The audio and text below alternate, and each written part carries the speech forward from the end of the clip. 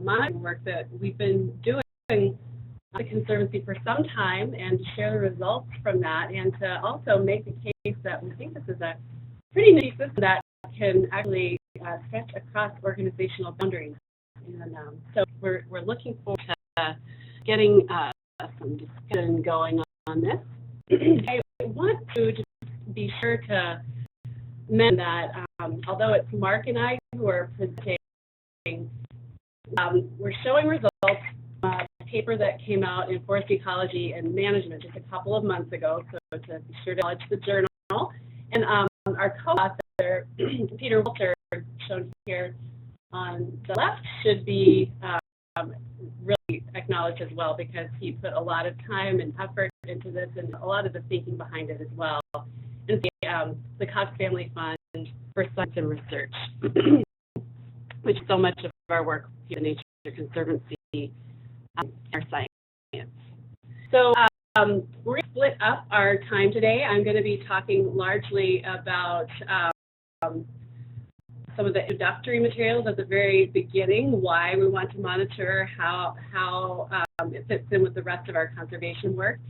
Mark is going to then jump into the methods and results from the last 10 years of monitoring that he's been involved with. And a little bit about why it's exciting. Monitoring in and of itself is not necessarily the most exciting topic on face value, but some of the applications are what really got us fired up about this, including some of the costs and how we can minimize those while still getting the results we need. And finally, Mark's going to wrap up with just a few conclusions and kind of a call to action. So I'll do a little foreshadowing there. So I'm going to start out by giving a little bit of background before we get going. So why would we even want to monitor our northern forests? I think that there is a case to be made that, we don't have time for that. It's all about action. These are difficult times for our forests, but I think if you've called in today, you probably already have some kind of an interest in understanding forest value. But I just want to underscore 4 main points. And the first is that we're really working these forests hard. Increased stress on our already compromised forests in many ways, and so it's something that has never been more important, really, in the advent of climate change on top of all the other challenges that our forests are facing. It's just more important than ever. I also really want to the importance of landscape level strategies and collaborative management. This is something that's going on more and more in northern Minnesota. As many are already aware, we certainly have seen it increase over the last 20 years, and it's something that to really assess the collective impact of all these management actions and agent collaborations without some kind of large-scale and stand-level management and monitoring. And finally, again, that layer of climate change on top of everything else makes it more important than ever. I think about monitoring all different kinds of directions that we could go, but managers, there are things that we really want to know, and these are going to be nuanced around our different agency goals and objectives, but we want to know whether the things we care about are stable, they're improving, or is it degrading. We want to know, probably most importantly, whether we're meeting our management objectives, and we're going to talk about in a few different ways and try to be clear about exactly what our objectives are in today's case study, and then looking at ways that we can correct course if needed. We need different kinds of monitoring to help us figure all those different elements out. While monitoring, I tend to break it down into one of 2 different categories. This is to be oversimplistic, but on the one hand, we have condition monitoring. It can really help us to understand whether the status of the things we care about is changing over time for better or worse. And if you forest monitoring, you've probably seen this example.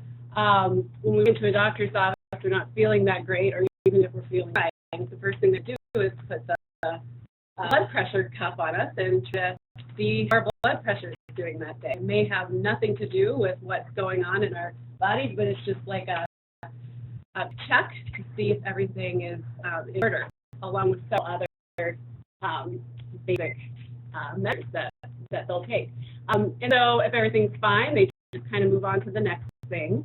If everything's not fine, we have a high blood pressure reading, then there's some kind of intervention called for.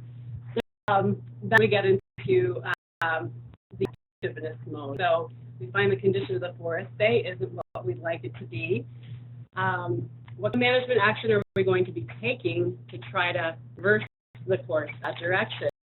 And is it having the desired impact? So here I have the stacks of fruits and veggies. If we find out that we have hypertension, we go to the doctor's office. We're going to do an intervention, and probably, depending on how severe that is, we might just be able to eat a healthy diet of fruits and vegetables and exercise. And if it doesn't work on our next visit, our read's still high, then maybe we're going to take some medication. So very similar idea with our forest systems. So Nature Conservancy had a number of different things that we were looking at, and Mark is going to actually rehash the objectives to try to pair them up in a way that makes a little bit more sense of the kinds of indicators that we were looking at. Landscape structure, composition, and stand structure. We had different goals and objectives for all of these different things, so thinking both at the landscape level and stand level. I just also mentioned, before I turn things over to Mark, that we were really looking for a monitoring system that was very flexible in its approach. And that's really kind of the essence of adaptive management. We want to be able to design a monitoring program that meets our needs, that fills those needs in the simplest way possible without going overboard. And initially, our management objectives, which earlier, really derived from our understanding of how forests of today with historical conditions of earth times. It's all based on what we call a range of natural variability analysis. So very historically focused, and this was around the time that the Minnesota Forest Resources Council was just getting started, the Northeast Landscape Committee, and really trying to set goals for forest management across agency boundaries. And so a number of these things were arrived at through this process of sitting down around the table over years, locations, many different decisions about how we want our forest to look. And so we ended up with, you can see the map here, goals and objectives, both structural and compositional, for 8 different major system types in northeastern Minnesota. And so a lot of what Mark will be presenting is taking a look at one specific place and how well we were with our various management strategies in the place at moving the forest toward the conditions we were looking for. Then we're going to circle back and talk about how we need to also be looking forward with our objective setting, not just looking back and using historical information. So now it's Mark's turn, and he's going to share with you some of the specific results from our most recent paper. Am I on camera? You got it. So this is a Manitou forest landscape, kind of our example landscape. So it's a lot of topographic variability. You know, we have a matrix of fire-dependent forest, these sort of mesic hardwoods on the ridges. And the point I want to make is that it is a multiple-use area, right? It's, you know, it's a lot of forest management, there's state parks, there's a lot of recreation. You know, there's a lot going on there. And, you know, as we started working in probably 10 years ago, maybe, you we're listed there. We have some land there, and we've been collaboratively for a number of years. Sort of mentioned those objectives, indicators. And so what we're looking at here, we see objectives, indicators, and scale, right? So maintain large forest patches, in late sessional growth stages. Those are some of our original objectives. So we have some indicators there, right? Area in large forest patches and higher disturbance, and area in later sessional growth stages. So those are kind of our larger landscape indicators that we're going to talk about.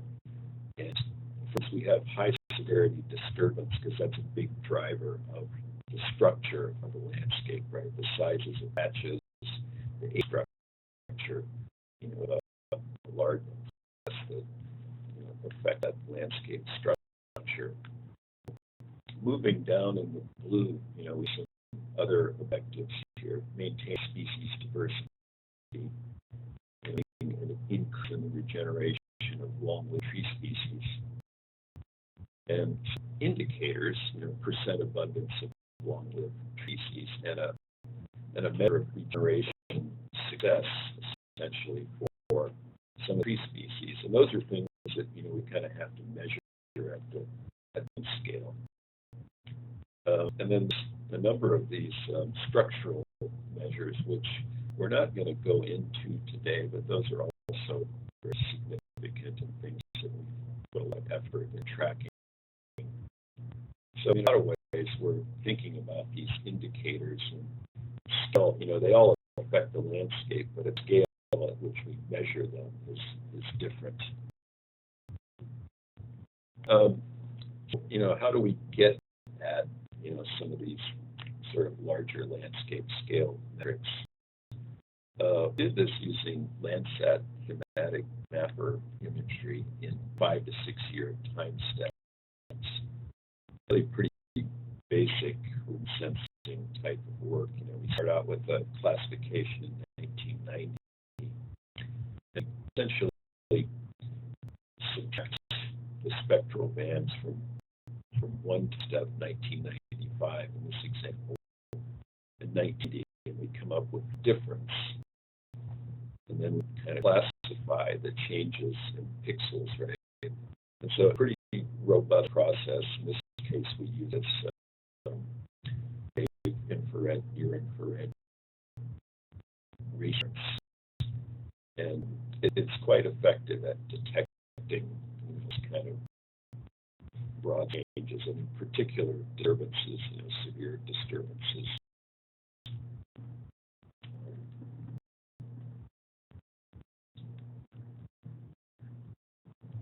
Just kind of what this looks like. So if you 2005, you get the pink stuff in there. Those are sort of recent changes. Then there's 2011. You can see some similar things there. But if you kind of put these together in an image composite, you see those red-orange areas. Those are kind of that happened, at least disturbance-related changes that happened over that time period. So it's quite effective. It's very accurate for this kind of application.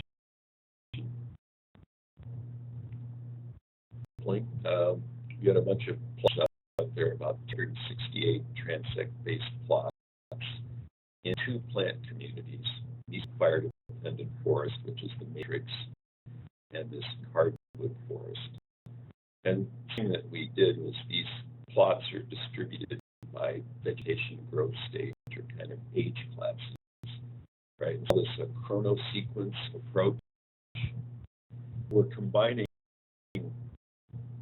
that, across the age distribution. We capture what we can capture these longer-term effects of management and land use changes, along with shorter-term management. Pretty effective way of capturing the effects over a long time span. And you see the transect layout on the bottom. we find this is the changes in the rate of severity disturbances, which we find as say 50% removal of key cover or greater.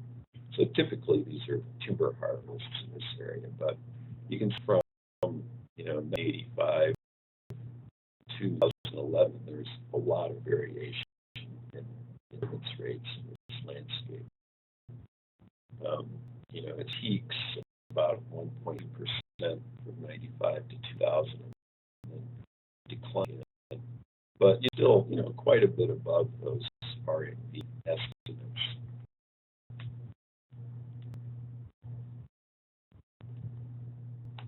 If you look here, so annual disturbance, right, is the black line, and the red line is the area in large patches. So you can have dependent forest and music hardwood forest, and the WC is that when harvest rates increase, you get this decrease in area in large patches. A pretty similar pattern for both communities, right? And then the harvest rate, distance rate declined. We started to see a little uptick in patch sizes. It's a fairly effective way of detecting those kinds of changes. You've seen some increase in larger patches. Look at the age structure in the landscape. Music hardwood forests, see that when compared to range of natural variability in the white, it's departed from that condition. But over time, there's been some shifts that are distribution. If you look at fire-dependent forests, a different picture, but that in the 6 to 95 range, right? That's where most of the forest land is right now. There's some modest changes there, some increases in older forest as disturbance rates declined, which we would expect to happen. Our landscape picture shows us this picture of getting a little bit bigger, some increases in older forest. So happening. Then if we kind of move to the land scale measure, so music hardwood. So this compares the natural variability distribution of species in these different growth stages. So like hardwood, you can see the current in the blue bar, the RMV in the red. It's departed from the vertical conditions, meaning that conditionally those hardwood stands have been greatly simplified, right? Now, for to fire-dependent forest, it's a little different story. You can see in the later successional growth is basically greater than 95 years. That composition is fairly similar to that historical condition. And the amount of that has to do that a lot of these are natural origin stands. They're fire-initiated stands. If we get into this mature growth stage, 55 to 95, you can see that there's a significant difference compositionally. So it's sort of where most of the land area is, right, in that 55 to 95. And that's the step that's going to be, so that it's going to be transitioning to older growth stages, but it's not really going to have the same positional characteristics that we see in those current older stages. Last metric we'll look at is the regeneration potential or success. And so it's a ratio of established regeneration, basically stems 1 to 4 inches with canopies, so that tells you, like if you look fire dependent for those things that are significantly above zero, like birch, white spruce, and sugar maple, are, essentially they have a pretty good potential to replace themselves in the canopy, right? Whereas here, about negative 0.8, is not doing very well. There's virtually no generation of cedar out there. And in a similar case with white pine, look at the Mesic hardwood forest. It's story. Yellow birch, white spruce, and white cedar all have pretty strong sort of negative regeneration values. So, what does it tell us? It try to summarize this stuff. Difference rates declined over this 20-year period. We did get this increase in larger patch areas in late successional forests. Looking at this stand scale, integrate longer-term management impacts and things like deer, we get a different picture. We have poor regeneration for key species, low abundance of those key species in young and mature growth stages, as well as this more simplified structure. So for transitioning to those later successional stages, essentially have fairly low habitat quality and very simplified composition and structure, may lead to low adaptive capacity in the future as we have these different stressors being more important. The lesson, I think, one of the lessons is that we should do adaptive management experiments, treatments, and monitor those things, right? And multi-scale monitoring does give you this very robust evidence base that either of these methods could provide along. And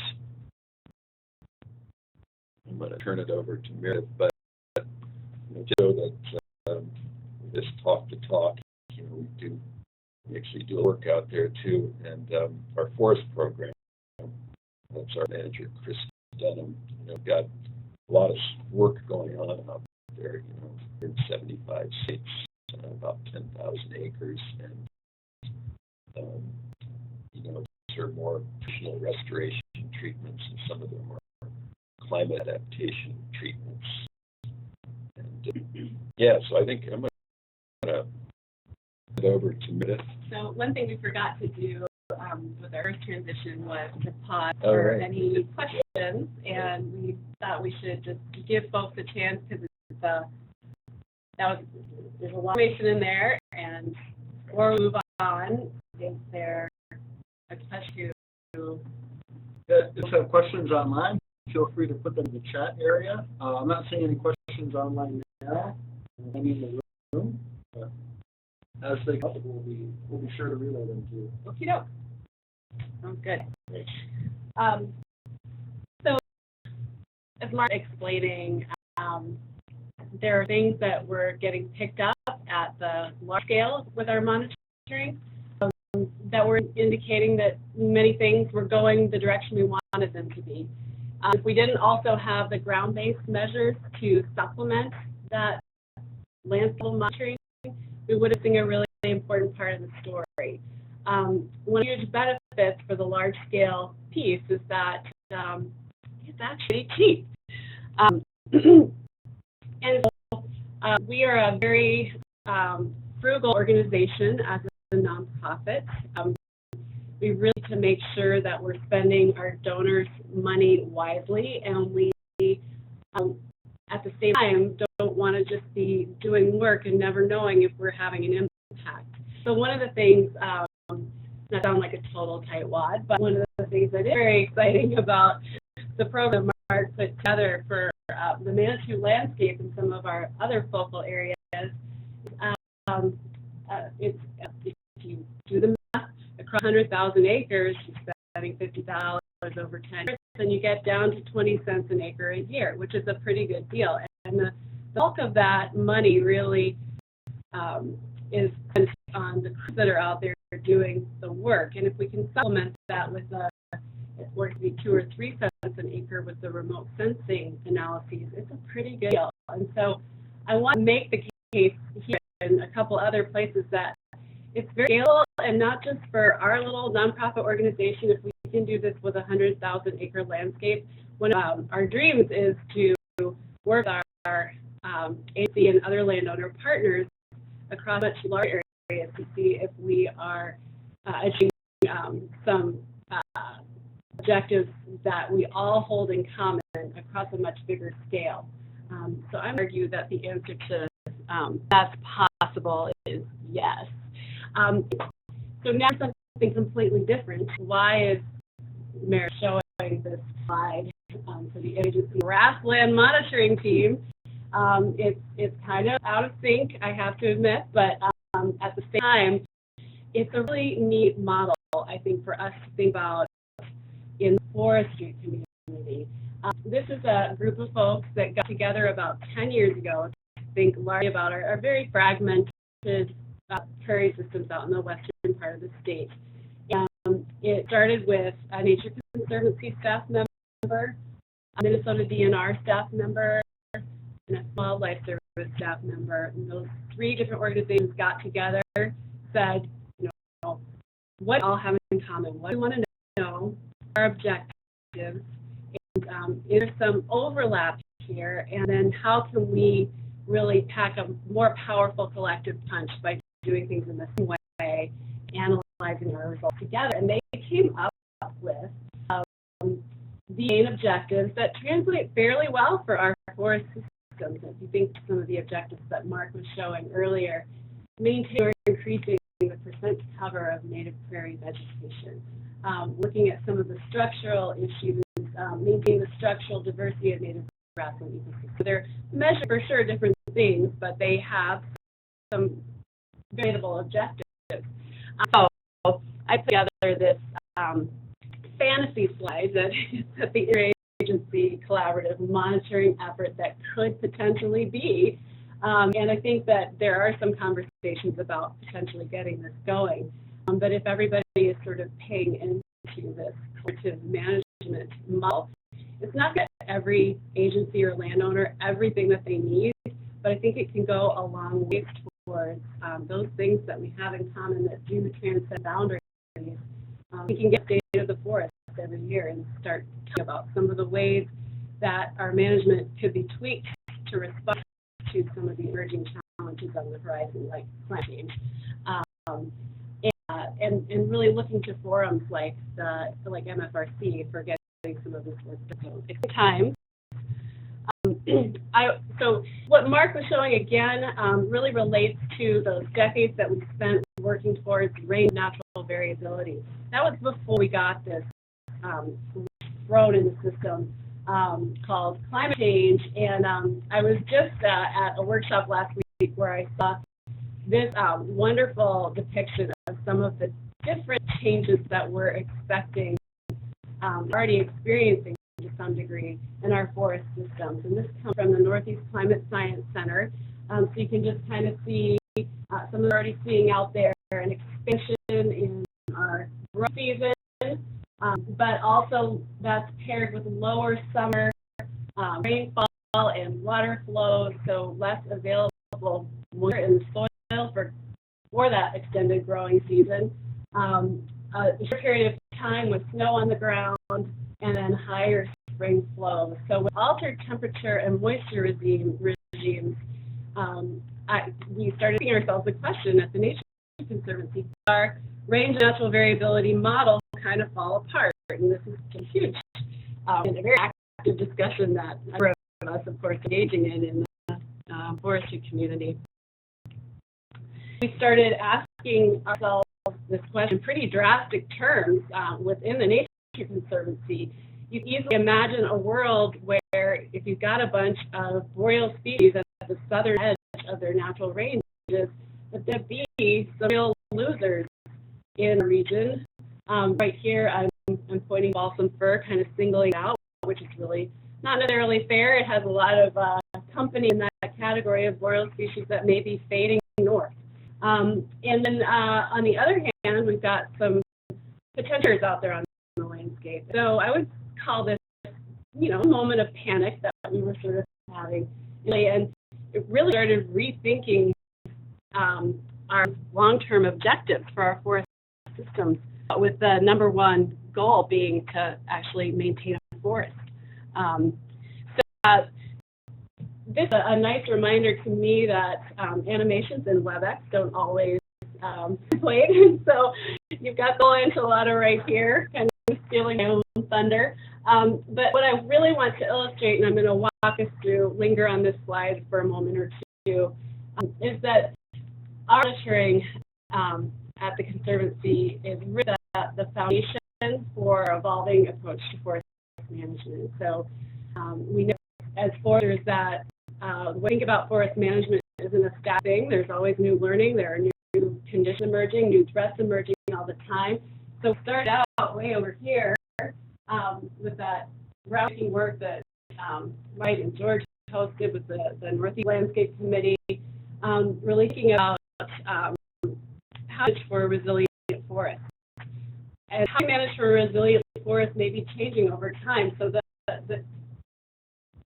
information that Mark just reviewed with us is really part of that package, and it forms some modeling work around for 100 years and see what's going to happen to our northern forests.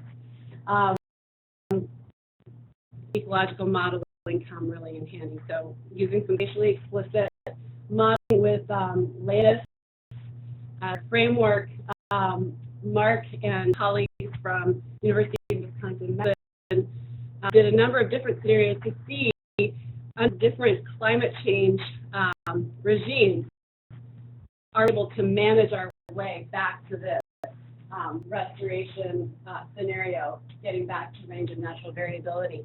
And one of the things that they tried was actually doing forest modeling on the laptop, you know. So it's not kind of a situation trying everything that they could try. They were not able to get us back to here. The influence of climate, the warm drying scenarios that we were looking at, even the pretty mild ones, were just too strong. And so what they were finding is this great sort of missing effect on the landscape where very few of our boreal species were actually persisting. So that was alarming. And again, it's a model world. It's not reality, and it's happening over 100 to 150 years. So I want to temper that with an understanding that that's a model world, but a very fruitful place to sort of generate hypotheses about what direction the forest might be taking. They piggybacked on that work with this work that was published in Ecosphere, where they looked at starting conditions for different forests. We've got northern Minnesota with some fairly simplified, homogeneous age structure and composition. So that kind of starting condition compared with the lower peninsula of Michigan, which are relatively more diverse base to start from.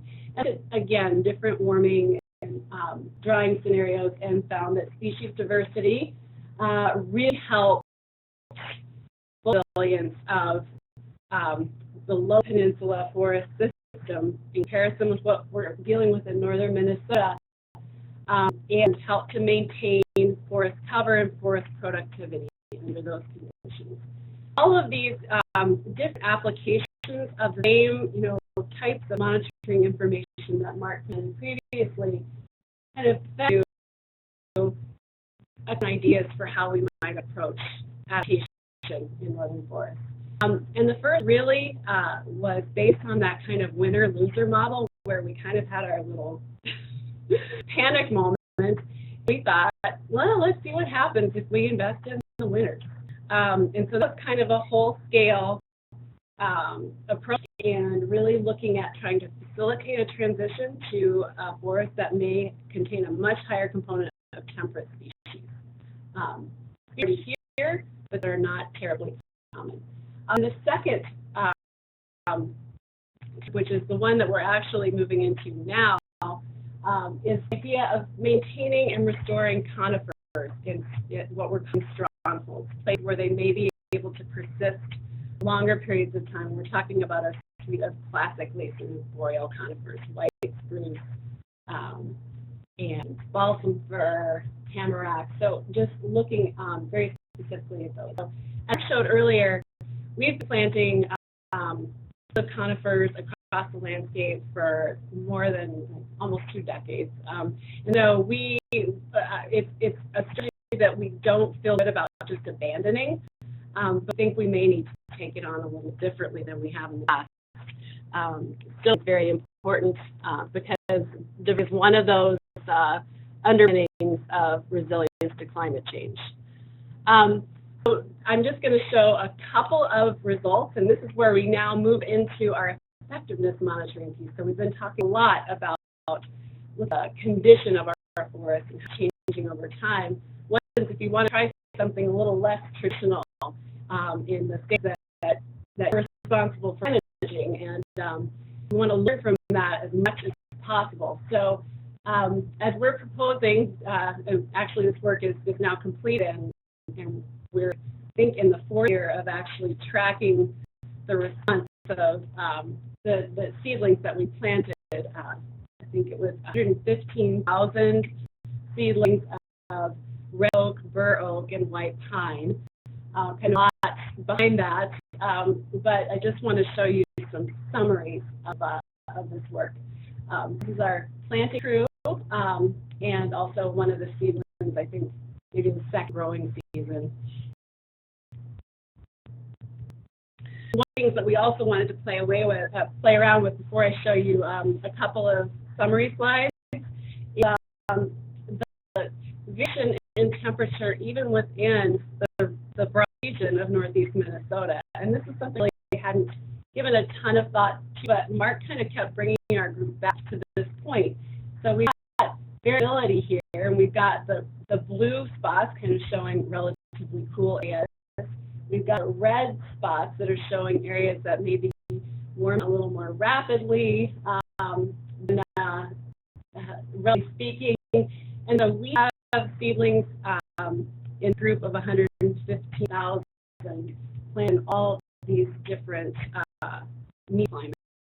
It's totally oversimplified. We've got variation in response. So just looking here at the 2 oak species and the survival rates after our 2nd year of planted them. So looking at bur oak in the yellow and red oak in the red. Red oak is the more temperate of the two, and it's actually, they're all surviving more than 90%, so we're really pleased about that. We're seeing a little bit of a difference, though, on our cool sites where red oak isn't quite, doesn't have quite the survival rates that bur oak does. So whether this is something to really be concerned about, really worry about, we're really just in wait and see mode. One of the things that did happen before we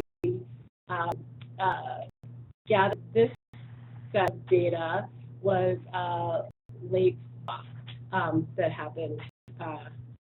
And at that point, a lot of our red oaks had already flushed, and so they may have, some of their mortality may have been associated with that. This work that we've been doing with the University of Minnesota, Dr. Julie Ederson and some of her graduate students, it's been a really fun partnership. So, do we recommend going out there across the landscape and planting oak everywhere? We're still trying to figure that out. So no need to jump the gun there. And in contrast, so we also chose white pine for this project, and the reasons for that is that it has a broad, also like the oaks, a broad range of temperature and moisture tolerances, but we know that it has its own special challenges, like with deer browsing. And actually, I should mention all of these seedlings that we planted out there in the landscape have been protected in one way or another from deer browsing. So that's an investment we had to make for this project, and in general with all of our plantings.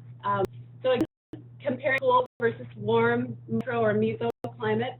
White pine didn't really vary in its survival rates across those two different types of sites or regimes, but its growth was actually quite a bit higher on some of the cooler sites. So it's important. Is it going to tell us which way to go? Again, it's really too soon to say, but we're very intrigued in following these seedlings over the long term to see whether there's that can influence our management.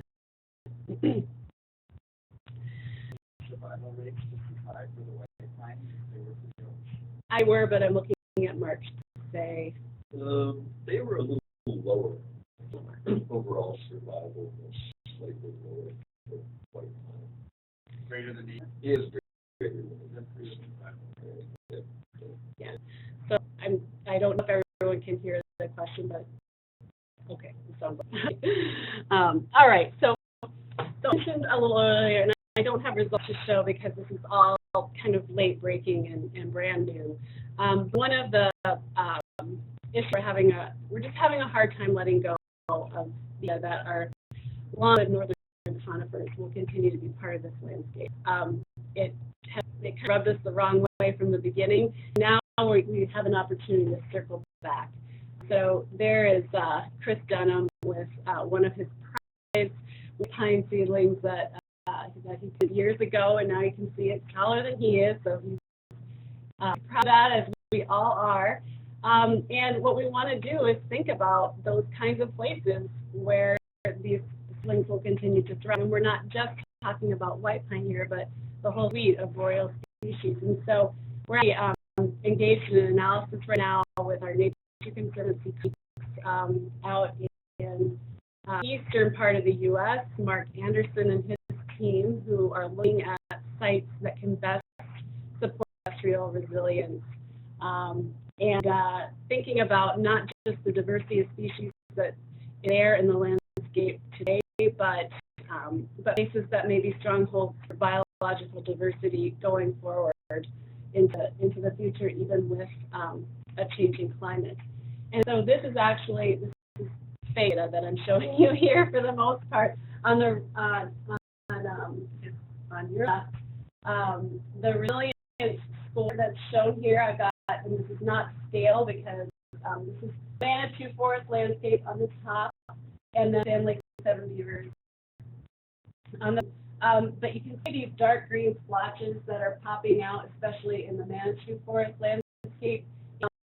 The work that Mark Anderson is doing is taking forms and local connectivity to try to see if there are sort of hot spots where it might make sense to focus our plantings. And he's doing this analysis for a very broad region for 19 states and 4 Canadian provinces. So he's in the middle of this right now, but we got preliminary results that are going to guide some planting work over the coming couple of years. And that's all being done with support from Wildlife Conservation Society. They give out a number of grants, and it's a great resource through their Climate Adaptation Fund. And they have really kind of changed the game in the way that nonprofits and educational institutions are now thinking about adapting to climate change, allowing us to really go out on a limb and take some risks, but to have the financial support that we need to be able to be effective for these different strategies. Something that I want to really, guys, before turning things back over to Mark, or maybe pausing here to see if there maybe are questions, is that there's no one single solution that is going to help us manage our way out of this problem. And so it's not an all or nothing kind of thing, like back in our panicky moments where we were thinking, maybe we should be switching to planting basketwood and oak, and then realizing that you don't have to throw out all the old approaches just to accommodate the new, that it's going to take a number of different approaches to make sure we maintain the forest that we all depend on. should we pause here or should we stay around? Yeah, we have one question that seems to be oriented toward Meredith, which she Okay. presented, and then two for Mark. Maybe a question for you, Meredith. Are cool and warm measurable climate data generally available? They are, and what I showed earlier, so in the SIGMA study, Julie Ederson and her students were using some real weather station data specific to sites. What I showed just now, I think, comes from PRISM with the Oregon State University. Is that correct, Mark? Anyone can go to their website and download. There are lots of other sources of information out there. PRISM is used really widely, but there are other products too. Mm-hmm. And depending on the country, I guess some of them are better than others. So I think the question really oriented to you. I think Mark has two questions too, if you want to. Yeah, we can switch, and then Mark, maybe you could do the wrap up. Yeah. The question was, can you talk a little bit more about the other structural complexity metrics? So as an example, force woody debris. Yeah, right. So we measured kind of the volume of standing dead and down wood on all these. You know, without really showing the data, found, well, you know, I would say, you know, we found fairly, you know, full profiles by age, you know, with the lake national forest having, you know, typically high volumes of forest wood. Just a Hold this up in front of us. put this up in front of the camera. I mean, you know, what the important part of that is, you know, these fire-dependent forests, you know, the lake national forest we have there, you know, has you know, pretty relatively high volumes of standing dead and down wood, but you know, that is just such a small fraction of the landscape now. So that really be, I think, the important part of the story. And the same with the mesic hardwoods, although I would say the volumes of coarse wood are lower than we might expect in kind of successional hardwood forests. That might be due to the, you know, the successional, the sort of, you know, look-these, so we don't have a lot of those big, you know, cedar and yellow bird logs sitting out there in the woods. Yeah. The question was about the land cover map that you presented earlier. Right. What was the source of that? Oh, right. Yeah. And then can you speak to how your work can translate to areas that don't have that kind of mapping work done? And what this could be lacking without that mapping work? Right. Okay. Yeah, so that was derived from Landsat. And it with some work by Peter Walter, probably in the early 90s. And, you know, what we've done is sort of updated for that classification over time, right? We haven't done the whole Northeast. You know, there are pieces of information, you know, there's the land fire program produces an update every 2 years, and it's still going to exist. You know, there'll be another update, and so there are some other, you know, ongoing courses, you know, classified imagery that are, you know, pretty useful. You know, they have the same, you know, they don't capture kind of the species composition as well as the stuff that we're using, but they're still useful. What was part of the question? Analyses could be lacking without that kind of mapping work? So, yeah, that's a good question. So, I mean, that kind of mapping work, you know, it's pretty hard to look at these images in the sort of structure of the landscape, like sizes, like large patches, you know, the rate of disturbance disturbance and sort of where they're happening and what kind of disturbances. And of course, you can do a pretty good job of tracking changes in at least cover types in time as well. So there's a lot of really important applications with that data.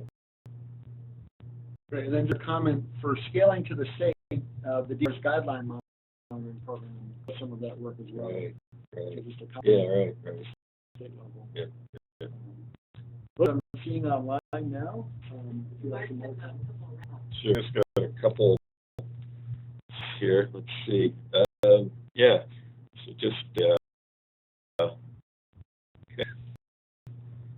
Recap, and just thinking about this multi-scale monitoring. We have this landscape scale that does through these changes in things, disturbance rate, patch size, time, which is kind of really it's a key driver of what's on the landscape, especially in managed landscapes or in places like the boundary waters too. So it's a critical piece of information, and at the same time, we've got we capture these kind of finer scale things happening, sort of growth and mortality, deer herbivory, as well as these sort of long-term effects of past land use. And so, by integrating those things, we can get a pretty picture of the way forest ecosystems are changing, and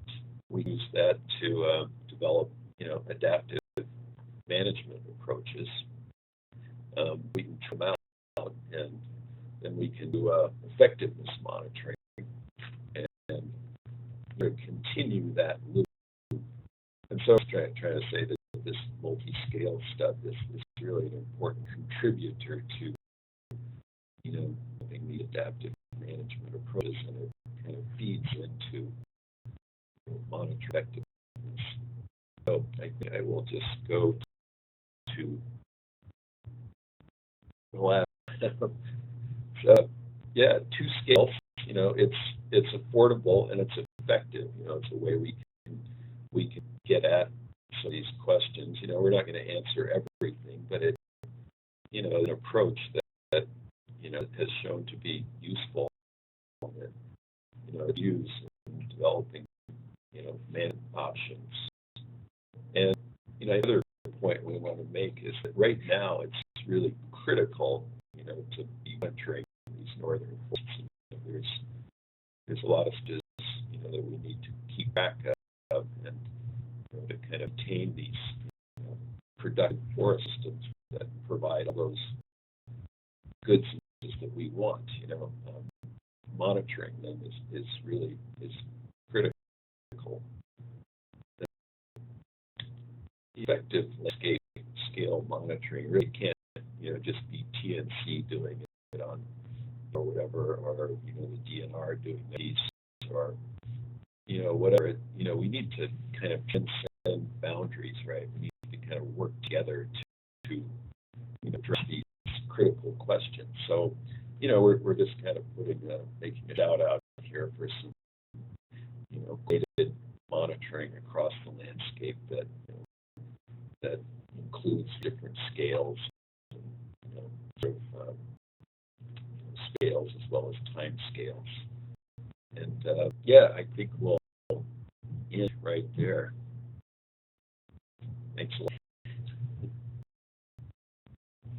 One other question for either Mark or Meredith. I think white pine growth was higher in cool areas. This is predicted to be somewhat of a climate change winner. Right. So, yeah, the story with that is we used 2 seed sources of white pine. So it's kind of a local seed source, kind of a northern seed zone white pine, right? Zone 104. And the other one was zone 105, and I forget the exact location where that came from. So in this case, the sort of local source grew better on cool sites, so it suggests some local adaptation of of that zone 104, the northeast source, compared to the southern seed source.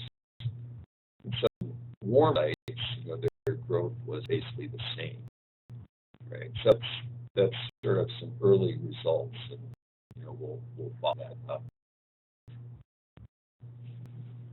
Any questions from here in Cloquet? Yeah. All that same mantra for sourcing your old seeds. We did, right? So we have oak and red oak from also different same seed zone, right? And so yes, there's some things going on there. For instance, the southern red oaks on warmer sites grow faster as they're getting up there. But their mortality rates are higher. Mortality.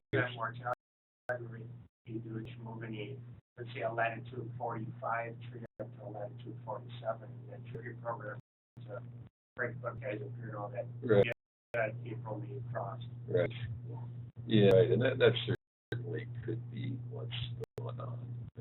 We did have a pretty good freeze in May 2015, I think it was, when those red oaks had already leafed out and they got pounded.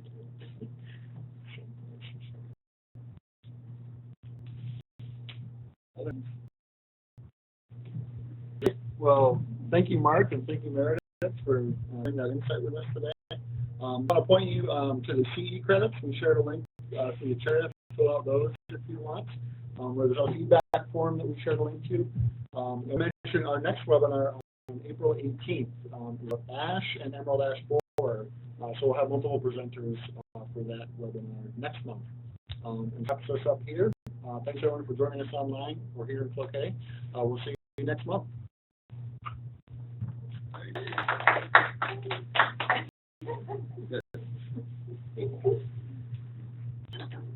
Funny.